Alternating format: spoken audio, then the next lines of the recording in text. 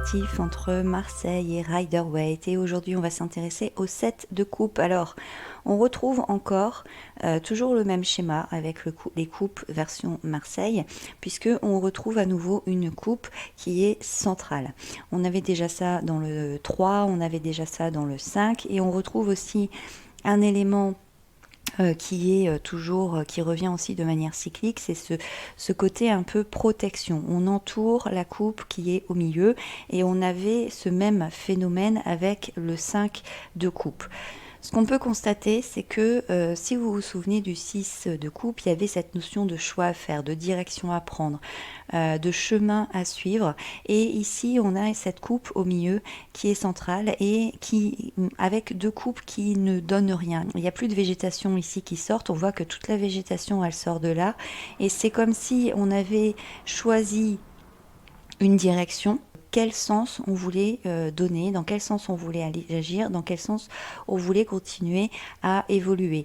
On emmène avec soi deux coupes, puisque c'est un peu les garde-fous. On n'oublie pas que le 6 c'était 3 et 3. C'est un peu comme si on avait pris la direction de dans quel sens on va, où est-ce qu'on va. Par exemple, géographiquement, on se décide, on habite je sais pas, à Toulouse et on veut aller à Brest. Et puis, donc, on a décidé qu'on allait à Brest. Et ici, c'est un peu le choix de, je vais prendre l'autoroute. Mais ici, c'est la possibilité de, je vais prendre le national. Et là, c'est la possibilité d'aller en train. Donc, on n'exclut pas, en réalité, d'autres façons de voyager. Mais on a quand même décidé, pour l'instant, d'y aller là-bas. Et donc ici, on a justement accentué ce choix, cette décision, et on a pris un chemin. Vous vous souvenez, c'est aussi les deux petits garçons qui grandissent et qui grandissent aussi avec leur propre caractère, leurs propres envies, avec les propres choix qu'ils vont faire, même s'ils se ressemblent beaucoup, même s'ils sont habillés pareil, même s'ils sont élevés pareil, ils ont quand même leur propre pouvoir de décision. Mais ce chemin, il est pur en fait, il commence, il n'est pas encore totalement défini. Au milieu, on a une coupe, c'est-à-dire qu'on a vraiment ce côté de quelque chose qui vient se rajouter, comme une espèce d'idéal qu'on a envie d'atteindre, mais cet idéal, pour l'instant, il est encore protégé. On voit que on ne sait pas forcément vraiment positionner cet idéal. Il semble être en lévitation, d'ailleurs il touche aucune plante, mais on voit qu'on a envie d'agir quand même sur cet idéal. On a envie de vraiment poser une action qui va avoir du sens, et on sait aussi que finalement, ça va donner la possibilité d'encore d'autres choix. Ici, avec ces trois coupes-là, on commence aussi à avoir une espèce de séparation. On voit ici que les coupes, elles sont vraiment toutes ensemble. Il n'y a aucune séparation entre elles. Elles sont liées. C'est vraiment une des parties, la moitié du 6 de coupe. C'est les unes ne vont pas sans les autres. Ici, par contre, on voit que la végétation continue à monter et on voit qu'elle sépare les coupes. Donc, on voit qu'à un moment donné, il va falloir aussi prioriser. Il va falloir être plus dans le détail. Il va falloir encore affiner en réalité le choix qui a déjà été fait. Avec le rider, on a cette représentation du personnage qui arrive et en face de lui, il y a 7 coupes. Dans chacune des coupes, il y a un élément différent. Il y a un serpent, il y a un fantôme, il y a une tête, un bouquet, une couronne de laurier, etc. Ça représente différents aspects de la vie, mais ça représente aussi une espèce de loterie. C'est-à-dire qu'on est face à des coupes, on ne sait pas vraiment l'aboutissement, on ne sait pas ce qui va avoir finalement. Est-ce que c'est un cadeau? Est-ce que c'est un cadeau empoisonné? On ne sait pas. Ça représente aussi l'idéal qu'on a envie d'atteindre. Par exemple, ça peut être d'avoir du succès, d'être connu, ça peut être le fait de construire une maison, un foyer, ça peut être le fait de tout simplement se tourner vers tout ce qui va être beau, tout ce qui va être abondant. Ça peut être aussi dépasser une peur profonde de quelque chose qui nous effraie. Ça peut être de choisir une voie aussi qui va nous emmener vers quelque chose qui va nous amener vers l'aventure, vers l'action, quelque chose qui va nous soigner profondément. Ici, on est vraiment dans une possibilité de choisir dans quelle voie on veut aller et on a ce flou avec ce nuage, hein, ce côté de on n'a que la vitrine. En réalité, on ne sait pas ce que cache chaque coupe. C'est un peu comme si vous voulez vous former à quelque chose. Vous avez le choix en 4 ou 5 formations différentes. Vous avez la vitrine des formations. On vous explique, voilà, vous allez faire ci, vous allez faire ça, etc. Vous avez par exemple autant de vidéos, vous avez un PDF, vous allez apprendre à faire ci, l'objectif de la formation c'est ça, etc. Mais en réalité, tant que vous ne faites pas la formation, vous ne pouvez pas avoir de certitude. Et ici, vous êtes dans le choix, par exemple, j'ai 4 formations sur le tarot. Je regarde en fait finalement la vitrine de qu'est-ce que ces 4 formations me proposent. Qu'est-ce que celui qui va faire la formation propose comme outil, c'est quoi son but, c'est quoi son objectif et finalement qu'est-ce qui me correspond à moi. Parce que j'ai des attentes, parce que j'ai des envies, parce que j'ai des objectifs. Et quelqu'un par exemple qui veut faire une formation 100% en ligne ne cherche pas la même chose que quelqu'un qui veut avoir vraiment un enseignant pédagogue qui va le suivre tous les jours et ne cherche pas la même chose non plus que quelqu'un qui veut avoir un mix des deux. Donc ici on est vraiment dans cette représentation de je dois d'abord moi savoir ce que je veux. Donc c'est pour ça ici qu'avec le Marseille on a cette coupe au centre, vraiment ce côté de je dois d'abord écouter moi ce que j'ai envie de faire. On a le rouge ici pour justement vraiment déterminer mon choix. Quelle est la coupe que je vais saisir? Avec le tarot des sorcières, on retrouve exactement la même représentation, à ceci près que ici on a vraiment la notion du magicien. On retrouve un peu le côté finalement le battleur. C'est tu as la possibilité de faire tout ça, mais tu dois en choisir une. Laquelle tu choisis? C'est ce côté de je dois choisir le bon outil qui va m'être adapté.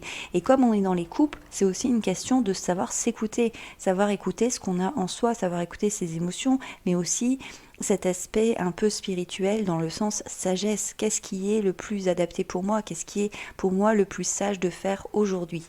Avec le Tatou Tarot, on a cette représentation ici. Donc on voit que cette femme, elle est pareille dans les nuages et elle sort un petit peu justement d'une coupe elle-même et elle a aussi des coupes dans les mains et elle en a d'autres qui sont encore posées. On voit qu'elle est cachée, on voit qu'elle a un serpent qui lui enroule le bras. On a quelque chose, encore une fois, qui est un peu mystérieux. On a une femme qui a une très belle apparence mais qui est très mystérieuse, qui est très voilée. On est dans ce mystère où on ne sait pas forcément à quoi on va aboutir. Ce qui est intéressant, c'est qu'ici on a ce temple qui est un peu bizarre en réalité, puisque le toit il fait une espèce de triangle, encore une fois. Les colonnes n'ont pas forcément la même hauteur, mais ça ne veut pas dire que ça ne tire pas l'édifice.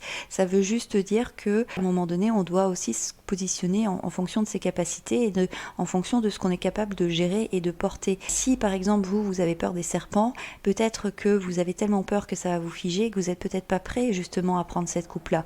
Mais peut-être que celle-là qui paraît toute simple, etc., eh bien peut-être que justement celle-là, elle va plus vous convenir. Mais vous pouvez aussi faire le choix de vous choisir, c'est-à-dire de dire à un moment donné, finalement la formation que j'ai besoin de prendre, c'est une formation qui va me permettre à me connaître et donc derrière je pourrais faire d'autres formations, d'autres choix, parce que les choix vont pas forcément disparaître. C'est juste que on est dans cette décision et ce côté de j'ai besoin en fait aussi d'aller choisir ce qui va vraiment me permettre de découvrir quelque chose. Avec le tarot de la loi de l'attraction, on est dans cette représentation de la boule de cristal, Madame Irma. C'est intéressant parce que ici, cette boule de cristal, c'est aussi ce côté de j'ai envie de savoir mon devenir.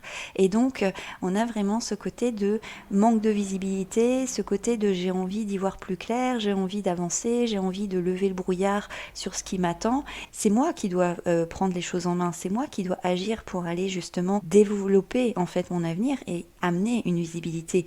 J'aimerais bien avoir une boule de cristal pour que je puisse être sûr et certain de mon choix, mais c'est une boule de cristal, donc c'est nébuleux. Et les messages que j'aurai, ce seront forcément des choses qui seront symboliques. Ce seront des vapeurs de fumée, ce seront des choses que je vais devoir deviner et interpréter. Et oui, il y a un risque de se tromper, mais quelque part, ça fait partie de la vie. Et c'est cet émotionnel-là aussi, ce côté de, à un moment donné, Il faut aussi que je me recentre et que je me concentre sur cette boule de cristal pour pouvoir vraiment bien m'écouter et faire le meilleur choix possible, qui n'est pas forcément le meilleur choix du monde, mais en tout cas qui sera le meilleur pour moi, en sachant que persistera toujours cette incertitude, puisque choisir c'est renoncer, et qu'à partir du moment où je choisis une coupe, donc une direction, eh bien ça veut dire que je renonce aussi au reste. Avec le Lily White, on est dans cette version-là.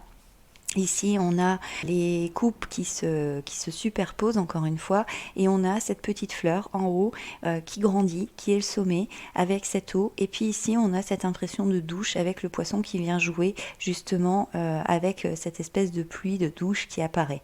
Ici, on est vraiment dans ce côté de on a grandi, on a évolué, on a appris des choses, on se nourrit aussi de ce qu'on a appris, et cette émotion dont on se nourrit, dont on se purifie, dont on se nettoie, etc., elle va nous permettre aussi d'atteindre quelque chose de beaucoup plus net. Il y a cette notion de se débarrasser de tout ce qu'on a pu vivre avant.